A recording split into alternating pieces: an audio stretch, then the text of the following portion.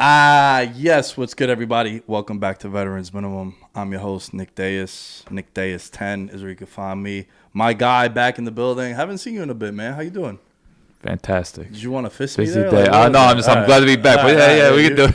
I don't know. Lately I've been doing podcasts. I don't know why. Like I'm on Zoom or whatever platform may be that you could do this on, and I'm just like waving my hands and all that. I'm just getting back into the podcast frenzy, even though it's weird. Like I don't know. It's summertime. Football's not for a few months. We know how crazy September gets. I probably should dial it back soon. Like this is supposed to be the easy time here. Yet I don't know. I'm doing way too much. So. Well, yeah, man. It's weird because, like, I know NBA free agency is getting crazy. That's going to be next week, so there'll be some NBA coverage. You playing a rank yet due to some certain circumstances with the New York Knicks? You know what's crazy, man? Like, I tweeted about it before. Like, this idea that you're making all these moves for Jalen Brunson is, like, wild to me. You're moving heaven on earth to clear up this cap space. Or to, get rid of these bad contracts to leave room to sign him. It's kind of crazy to me. Yeah. Like, he's probably like a top 15 point guard. I think the case for him would be, his numbers without Luka are substantial, right? He averages like over 20 a game without Luka. And then when Luka on the field, he's so ball-centric and shit like that. Like, I get it. But it's still, like, wild to me where if I was an NBA GM, if I'm going to give you a max or a super max of some kind or a big contract, right, where you're going to take up $25 to $30 million on my cap, you need to be an all-NBA, top 25, top 30 kind of player. Like a real game changer. You need to, I need you to, it needs to be worth it for me. Like, change the landscape. Yeah, it got to be a meaningful. Unfortunately, he doesn't do that. And I hate that for him because he's a fun player and he's a really likable guy. He's from Villanova, so like he was part of that championship program and everyone loves him. But it's just he's gonna be in this unfortunate situation where it's just like he's gonna be the scapegoat. Because like to me, I don't think they're a playoff team with him. Like I still don't think they make the playoffs. Like maybe a playing game. The silver lining to it is that it frees up like $25 million in some weird loophole because the bird rights for RJ Barrett.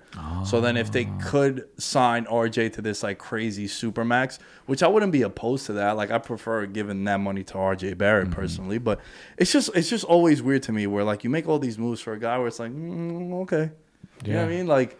I don't know. It's just weird. It's but nice. I want to say that for a different time. We got a lot on the menu here. I want to open this conversation up with a podcast I recorded earlier the week. Shouts to my guy Kenny King of the Real Talk podcast. We do a lot of stuff. We were talking about the AFC West. And I said on there, because we're doing the division preview, addition, subtraction. We're going to record one for Monday on the NFC South. It'll be up on the Patreon for those of you listening now, a little early preview.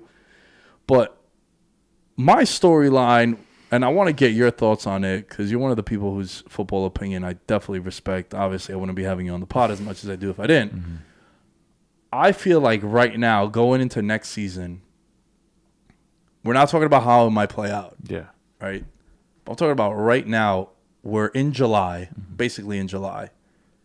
How I felt about any division going into a football season, I think this is the greatest division of all time. The 2022 AFC West. Yeah. Because I think what makes it stand out is like when have you seen four teams that are clearly ready to win now? Like they are positioned to win 11 games. You could maybe not win a Super Bowl, but at least be in that conversation. And we're talking about a conference where there's maybe three bad teams. Like this is a jam-packed conference, and the AFC West is at the height of it. Like you have four teams, stabilized QBs, all franchise quarterbacks, playmakers across the board, and I think defenses that definitely could battle. Even though they might have flaws here and there, these are defenses that you could trust that they're going to force turnovers and hold it together.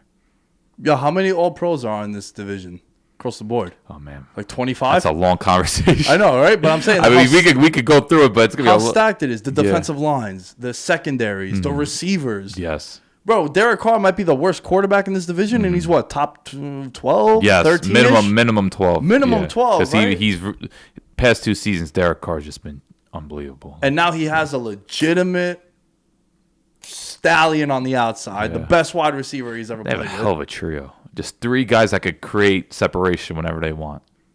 And like the Raiders are in this spot where they make the playoffs last year. They had a season through hell, but they were able to weather the storm with all the craziness that was going on in front office and players on Instagram with Gats and the Henry Ruggs situation where you're like, yo, this team is going to break eventually.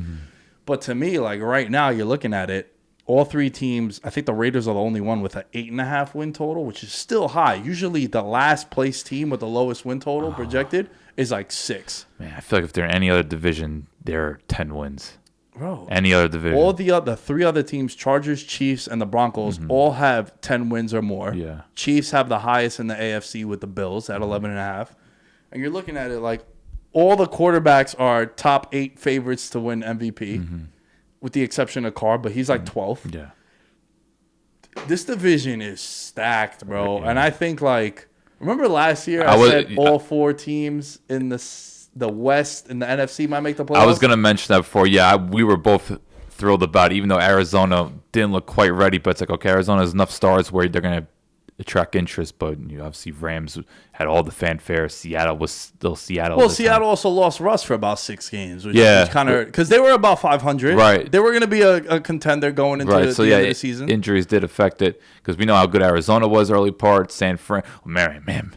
Remember I turned on San Fran. Remember, I went on like a pretty passionate rant about how the Niners look completely dysfunctional, and we might have to start talking about Kyle Shanahan, but they picked it up at the second half of the season. Bro, I called him overrated on the pod with you and Impy, like at the halfway show. And I didn't say no to because at this point I was so fed up with San Fran because they were so undisciplined. Yeah. And then they got hot. Yeah. And they end up going all the way to the NFC title game. And who knows, like maybe that could be the case because it's just so hard for all 4 teams in the division to be over 500. So who knows? Maybe the Broncos start off slow, or things aren't going right with Patrick Mahomes without Tyreek Hill. Like one of these teams could start slow and then boom, second half of the season. Maybe every 4th down decision for Brandon Staley goes south.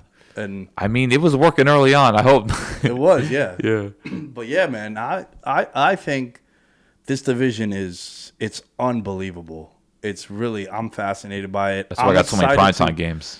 And I'm excited that I was looking at the NFL schedule, and there's some, like, the 425 Broncos at Chargers game. Like, that's going to be a game where I'm going to tune into. Because how a lot of times we'll talk about, there's maybe 2 or 3 weeks a year where we call it the +1 weekend, where it's like, this weekend, man, you could probably avoid watching Red Zone. Like, go out with your lady, go out with your man. If you That's usually like late October or November. The bye weeks hit. But there's always that one slate where you're like, fuck, the best game is like Carolina, Atlanta. You're like, what the hell is going on? I hope that never is. This is the first one that came to my mind. But I think if you have that on the menu, that's going to be like America's Game of the Week. Yeah. In that 4:30 window Eastern Nance time. and Romo on the call. Yeah. So I'm fascinated by that. I wanted to hear your thoughts on that before we dove into this episode. Terry McLaurin got paid. Well deserved. Absolutely. Yeah. The best wide receiver in the NFL that people don't talk enough about. It comes from a statistic standpoint. Yeah. It's just he doesn't get the ball, but you put him in an offense like in Kansas City, I think he puts up 1,500 yards. I mean, yeah. He's amazing. He's so reliable. He's had a shitstorm of quarterbacks that he's played with. He's never really had a real quarterback for like back-to-back seasons. He hasn't had one, right? No. And to me, he's just been so consistent, team captain. A guy who I remember the one video that stood out to me about him. It was in his rookie season, and it was when Ron Rivera came back from the cancer stuff, and he was like, it might have not been his rookie year, but I remember vividly him saying like, "Hey man, it's our first win of the year. I know I'm not a captain or anything, but he did like the team breakdown, the team talk at the end. It was like, yo, there's a good feeling. I want to feel this more, us winning and stuff." And I was just like, oh, this kid gets it. Yeah, like he's one of those that gets it, and He's just solid, bro. Yeah, and we know that organization needs it. This is probably one of the best moves they've made in the past 5 years. Yeah, it's one that you get your fan base to be like, all right, finally a Washington headline that's not going to make me throw up. Right. We get to keep one of our top guys, if not our top guy. Yeah. I think he's the best player on Washington. You need to keep those kind of guys. Everyone says, oh, maybe see what you could get from in a trade. It's like eventually you have to keep some of these core players around. You can't just keep flipping draft picks here. Yeah, and especially when he's 25 years old, 26. And he's done everything he can to prove himself.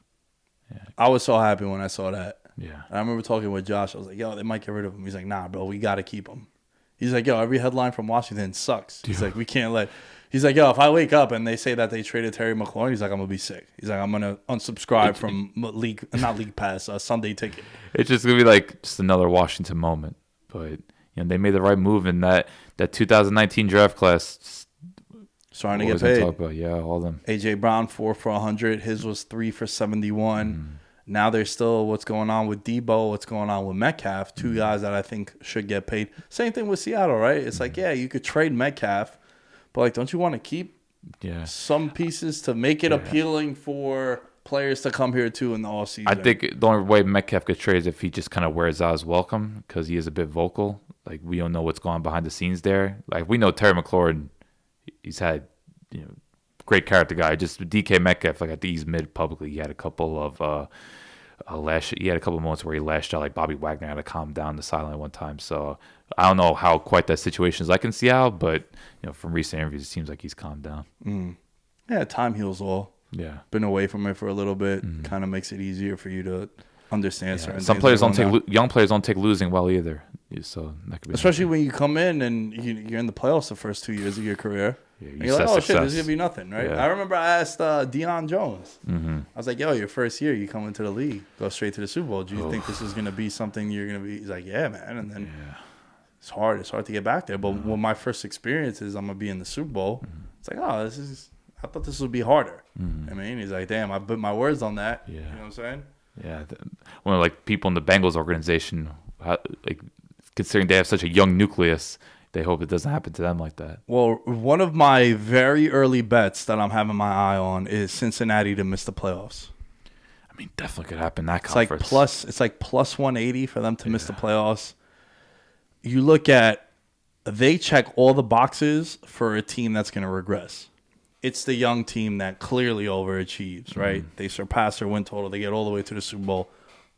Last drive to win it.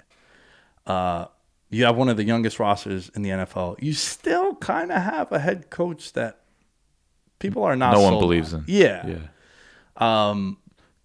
Burrow, obviously, you can't say enough good things about him. But now you look at the division. There's the wild uncertainty with Cleveland. There's the uncertainty at quarterback for Pittsburgh, and then you got the Ravens having all their guys coming back. Yeah. So to me, and then they're in the AFC. Right. I think the biggest thing you say about Bengals from a positive standpoint is that their O-line can't possibly be any worse. Like, their offense line was historically bad. And they did what the Chiefs did last year where they addressed it in the offseason. Yeah, they've got some decent pieces, which what they need. Like, maybe Lyle Collins isn't quite the same player, but you know what? He's 20 times better than what they had. So that's probably the best thing. And besides that, with the Bengals, just like, if we know they have the star power, we know they're going to score points. It's just a matter of, can the O-line take considerable steps, and will Zach Taylor show progression? Because I think that defense they have a solid nucleus there. The last thing I want to talk to you about when it comes to Terry McLaurin and just wide receivers as a whole is, do you think the wide receiver position has changed so much that the money that these guys are making can hold their team back? I wish we had examples.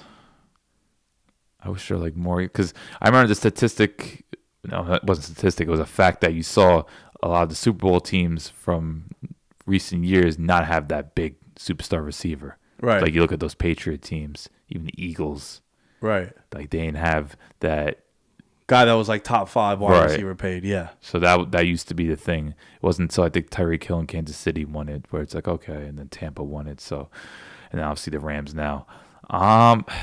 It's hard to have an opinion on this because financially it's so hard to keep track, because some teams can maneuver on the cap. Look at the Saints, and there's other teams that are so restricted by the cap and they don't quite know what they're doing. So I think it ultimately comes down to drafting and capitalizing on that rookie deal. So like the Bengals are going to be doing. Mm-hmm. So because I think that's like the proven recipe for success is your quarterback's on a rookie deal and your stud wide receiver. Yeah, and just go all in, keep going.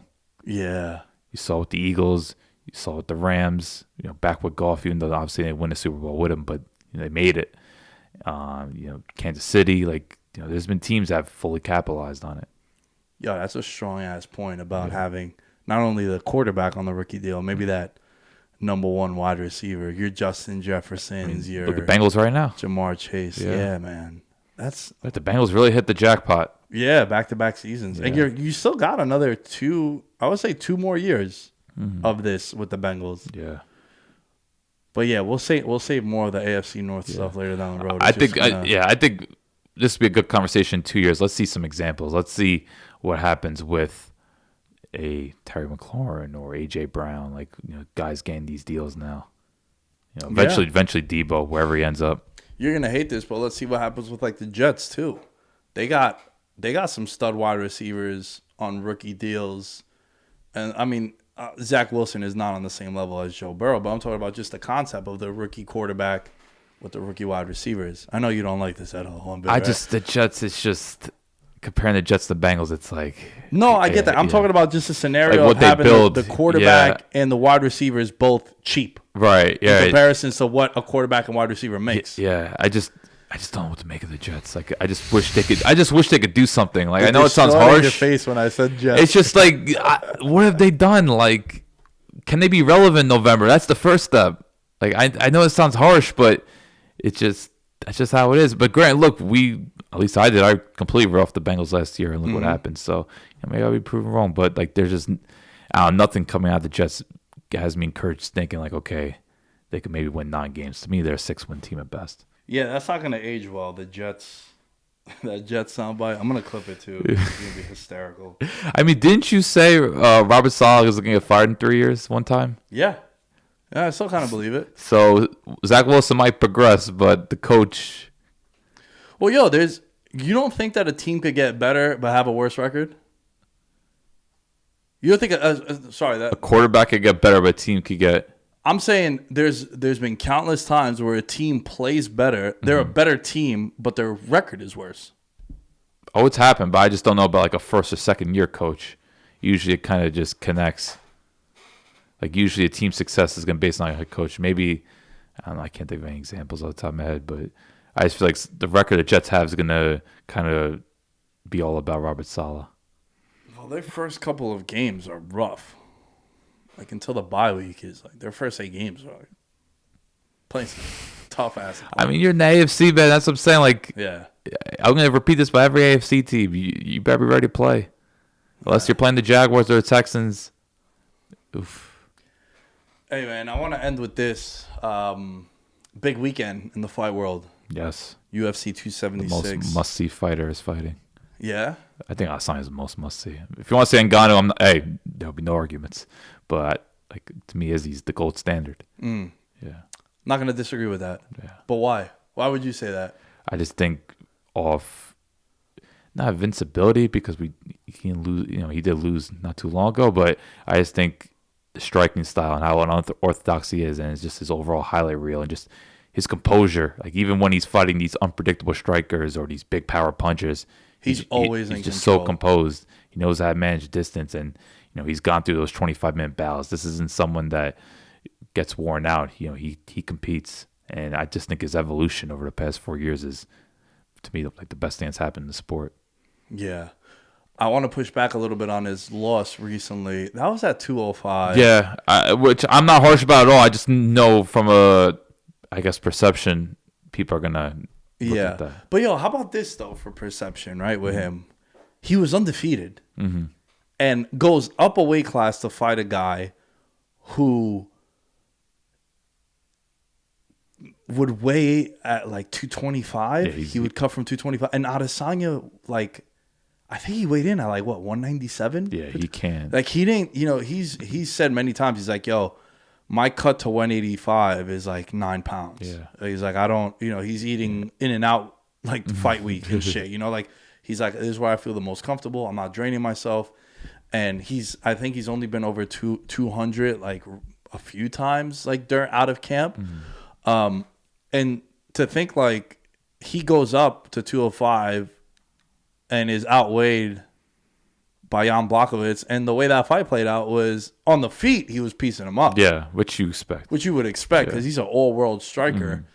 But then when he would take it to the ground, that's where he would struggle. And then it came out that, this is how you're going to beat Adesanya. And then Vettori tried it. And then Robert Whittaker tried it too. But at 185, he's clearly the best guy. Yeah. And this weekend, he's a massive favorite. He's almost a 5-1 favorite now. He's this decade's Anderson Silva. It's no doubt about it. He needs a couple more title defenses, but I hear what you're saying. Like the style, he's on the trajectory, and he's flashy and whatnot. And to me, I think he has a much more impressive resume than Anderson Silva, because I thought the middleweight division in his era, Anderson Silva's era, I'm talking about, was kind of weak. I think the middleweight division this era has been, especially his opponents, is very good. Like there's a strong collection of middleweights. Yeah. You got Whittaker. You had Romero, Gastelum. You've had some really good guys. And what's fascinating about this card, Jared Cannonier used to fight at heavyweight, the Killer Gorilla, his nickname. You're going to see the pictures if you're watching the card of what he looked like 6 years ago and what he looks like now. Has the power. This is a fight that Adesanya has been circling and campaigning for. He's like, you're the dark horse in the division. And he's proven it. He's passed a lot of tests, Cannonier, and he's done it in very impressive fashion. Yeah. The stoppage of Brunson.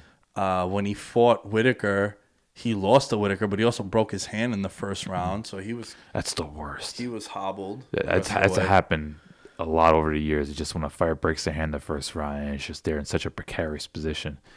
It's like, damn. Like how can I fully function? Or what about guys like Josh Emmett against Shane Burgos? He ends up winning that fight, but he blows out his ACL in 20 seconds in. That makes no sense. Thiago Santos against John Jones. Both his knees have to get surgically repaired. And you're looking at it like, damn, son, what happens if those guys are healthy? But I think what's fascinating about this one is Adesanya is so good, and he knows what Cannonier is going to want to do. Like, the way I see this fight playing out is Cannonier can only win by knockout, but then Adesanya doesn't get hit. Yeah. Adesanya doesn't put himself in a firefight. Like, to me, I think if I was to show someone an Adesanya fight for you to understand, like, who this guy is, there's two of them. What he did to Paulo Costa, and then his fight against Gastelum. Yeah, Costa fight was a masterpiece. The Costa fight was a clinic. Yeah. One of my favorite title defenses anyone's ever had. You don't see title fights end that decisively and that be that one-sided, but going into it, there was legitimate talk about, like, Costa could challenge the guy, him. Yeah, and Adesanya shut that down. He made him look like it was a sparring match with a guy who's like an amateur in your gym. It was kind of reminiscent to McGregor Alvarez. That's my favorite championship performance of all time. Adesanya or McGregor? McGregor. Yeah. What McGregor did to Alvarez, excuse me, is the wildest. That's a clinic, dude. Against a guy who was like, one of the most battle-tested fighters in pure MMA history. Like, Eddie Alvarez has been where's me second belt? Yeah. And, like, I just remember watching, like, dude, he's making him look like an amateur. This is scary. The hands behind the back and still piecing him up. MSG, too. Oof. But, I was thinking, is Cannonier the most unpredictable fighter Adesanya's ever faced? And I was like, wait a minute, he's fought Yoel Romero. There's probably no one more unpredictable than Yoel Romero. So I don't think Cannonier is the most unpredictable fighter, but could you say maybe the most knockout power of all of Adesanya's opponents? Ooh, that's a good one. Whittaker, you probably put up there, but I'm talking about pure punching power. I think Cannonier is probably it, though. Nah, I think Whittaker's the best fighter that he's fought. No, I'm talking about pure knockout power. Nah, I wouldn't say Whittaker has knockout power. Oh, then Cannonier. I think Cannonier. So this is probably the scariest in terms of knockout power Adesanya's ever faced. I think the only other guy that will come close is Paulo Costa. Okay. Everyone else, like, I think Whittaker is the best fighter that he's fought, without a doubt. Most unpredictable is definitely Yoel Romero, because that fight ended up being a nightmare. Yeah. And Cannonier and Costa are probably the top two guys from a power standpoint that could put your lights out, that I would say have been the biggest challenge for him. Right. And Cannonier is ultra aggressive. So I think it's going to be a compelling fight. I just wonder, how competitive can it be? Yeah. I mean, the line shows you that it's probably not going to be competitive. Right. But at least Cannonier, he's going to go for it. Yeah, that's true. There's before we get into the co-main, there's a fight on this main card that's fascinating that has to do with this main event. And it's Sean Strickland, a very wild boy on social media. The wild card of all wild cards. In many, many ways. He's fighting Alex Pereira. And Alex Pereira is a guy who has 2 wins over Adesanya in kickboxing. Most famously knocked out Adesanya in his last kickboxing affair. But if you ask Adesanya when he comments on it, he says, people see the knockout, but they don't see me taking every round from him in that fight up until that when I got caught. Adesanya wants that fight. Pereira wants that fight. Sean Strickland is a wild card in this division because he's a guy who he's had a better resume. He's been in the UFC longer, more of a complete MMA fighter. And I really think whoever wins that fight is next in that division. Well, despite Alex Pereira having, this is his third UFC fight. But you know how they could just blast someone up the rankings, again, just based off the storyline. That's what I'm saying. Yeah. The storyline of it is and sometimes it just takes one pay-per-view performance to just bolster you up. So yeah, I could easily see that. See if Pereira, even for win, I just think they want to put together a compelling title fight in a division that's kind of in a bit of a murky place. Why not? Yeah, especially with Adesanya has cleaned out the division. Right. And it's weird. I've been talking about this many, many times. The UFC is in a weird spot where their 185, 170, and 145 champion have cleaned out their division, and the only guys that are the most formidable foe for them are the guys they have 2 wins over. Yeah. Adesanya, Whitaker. You've seen the co-main. Usman, Covington. Yeah. And then in the co-main, Max Holloway and Volkanovski. Yeah. You hope contenders emerge at some point because you want to see fresh matchups. How do you feel about a guy or girl getting a title shot for a third time when they're 0-2 versus that champion? I think it depends on the quality of performances that they put on, whether it's 2 wins or 3 wins, because obviously you're not getting after 1 win. I only think you should get after 2 wins. I think you have to put together 3 wins that are ultra impressive to get that third title shot. But the matchup, it kind of is a bit lackluster. I'm not overly thrilled about this co-main, even though both guys are so lovable.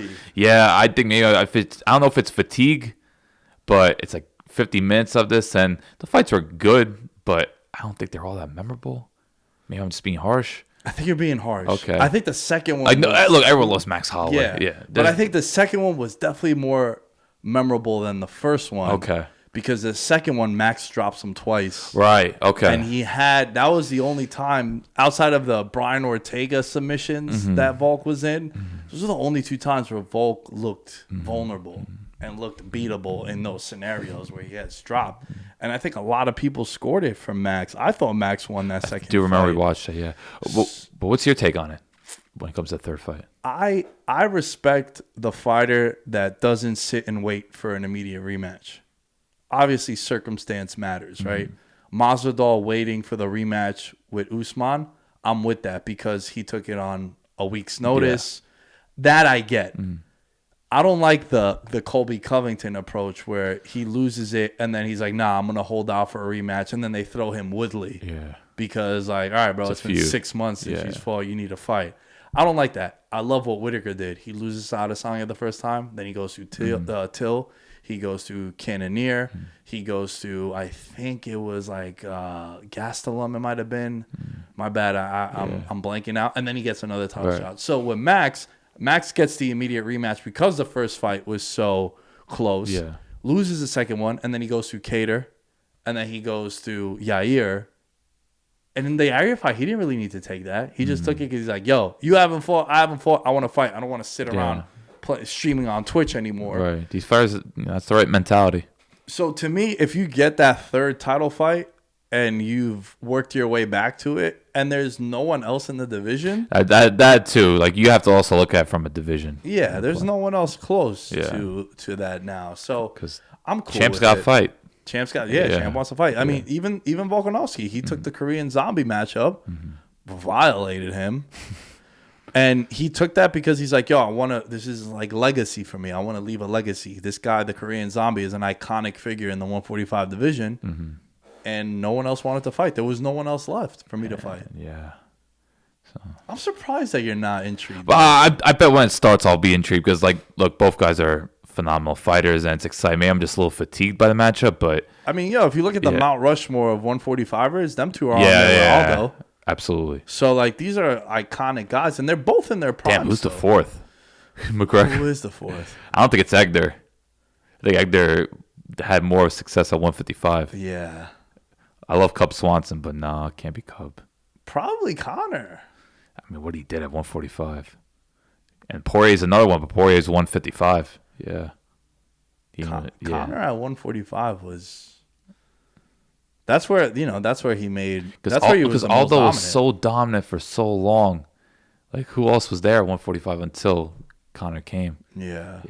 But you're talking into it. Maybe it's just I'll always prefer the fresh matchups. But Max Holloway has truly deserved it, and Volkanovski always battles. So it's a hell of a co-main. You're gonna be into it, bro. I will. We're gonna be a little lubed up, have some beers in us. Pereira's gonna have a crazy knockout. Yeah. I'm like, man. If he does something that's highlight reel-esque, like they got booked that right away, like because Dana capitalized on this, which they should. And they're gonna. I could already tell you what the promo is gonna look like. Adesanya is gonna come out talking, like he's so dominant, yada yada, and then they're gonna show him getting dropped. Yeah, by they're gonna get that footage. Yeah, they're gonna get that footage. They're gonna pay a large sum of money to get that footage. Was that in Glory, or it must have been some other kickboxing I think it was organization? Glory. Oh, it was Glory. I think okay. it was Glory. Yeah, I'm pretty sure. Because Pereira was a champ there. Right. Before he left. They had the rights to Glory, so yeah, they could get that. Because kickboxing, there's so many different leagues. Like, it's so hard. Yeah. But no, it's gonna be cool. And look, everyone loves striking. They want to see the knockouts. Striking and knockouts. Sugar Sean. Yeah, he's got a lot to prove. This is a big test for him. Right. Is DC on commentary this weekend? Because they've had the little. UFC posted a picture with them too, and it's like good pals. Beef. Cormier doesn't care. Cormier, he's dead. He's a dad. Let him be. Look, he's an analyst. He's gonna critique, but yeah, I wonder with Sean O'Malley, just the whole top 15 thing. Like, where's his career gonna be going these next 2 years? Because I feel like he's at a decisive period in his career. Like, is he gonna be truly elite, or is he just gonna be that fun-loving fighter? I sound like a big hot take guy saying that. Is he gonna be a top 5 fighter, or is he just gonna be the first guy on the main card? Like, well, here's the thing, right? Doesn't he remind you a lot of Justin Gaethje in the sense? Like, Justin Gaethje early on wanted to put on the highlights. No, but Justin Gaethje, man, he was fighting main events right away, though. Even they were on fight nights. Like, his first fight was Michael Johnson. It was a fight night, but still, like, Justin Gaethje was fighting contenders right away. My big issue with Sean O'Malley is, like, where are the contenders at? Yeah. And his only big opponent, he lost. Yeah, and I know it was a freak fight. I thought he was getting pieced up in that, but it's just I made so much money on that fight with Cheeto Vera. I think we watched that. Was that on the Costa on a Sonya card? I believe it was. I remember that. I believe it was. I don't know why. I always remember Josh's backyard. I remember Cheeto Vera being like a 3-1 underdog, and I was like, yo, this is wild, bro. Like, there's some, like, even Pedro Munoz, I think I would probably bet him against O'Malley, even though I think O'Malley's going to win. Mm-hmm. And it's such a, like, weird thing to say. You're like, well, why would you bet this guy if you think the other guy's going to win? It's like, well, it's the betting aspect of it. It's the value is there. Like, I don't think it's a massive step up for Sean O'Malley, and Pedro Munoz has only lost to like champions, former champions. Yeah, like you look at his. It's a really good test. So he's lost to guys that have either held the belt or formally or fought for one. Yeah. So it's like he's not losing to jobbers. So this is gonna be big, and he's never been finished in his career too. Mm-hmm. So I'm excited for this card, man. I mean, it's fight week. This is the time of year where you expect a phenomenal card. This is their big event. This is their big WrestleMania. Week. Yeah. I was gonna say Super Bowl, but I prefer the WrestleMania. I mean, we're always gonna do the WWE MMA crossover. Absolutely. Yeah. Absolutely. You know that Money in the Bank is on Saturday too in Vegas. Wow, I did not talk know about that. Bad booking, dude.